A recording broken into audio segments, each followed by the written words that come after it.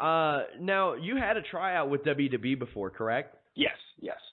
What did you take from that? Is there anything that you look back and you wish you could change about it or do differently? Actually, no. Like looking at my whole career and the way that everything went, I'm thankful for when I got my chance when I did. The big reason being I have had multiple WWE tryouts. I had one when I was like 19 and totally unprepared and totally not ready. I was 170 pounds. I had homemade gear. I didn't know what I was doing. At that point, I realized how far I had to go to even get a shot at being looked at in that regard.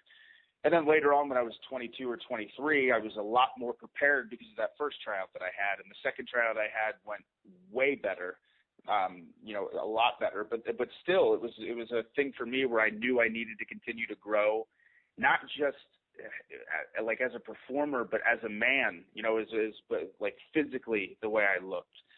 The way I carried myself, the experiences that I had yet to have. So now I look at the performer I am now, and I'm thankful that I didn't get signed at 23 years old because of the experiences I've gotten to have now that I'm 26 years old. So I definitely believe that everything happens for a reason, and I learned a lot from that experience, and it was all positive. So I'm thankful that everything went down the way it did. It is absolutely psycho to think that you're still 26 years old after how long you've been wrestling. That is nuts.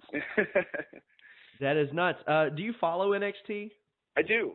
Yeah. I got a lot of friends there, so that makes it easy. But I think I would regardless because I really enjoy the product. What are your thoughts? I mean, WWE has to look at Ring of Honor as competition for NXT.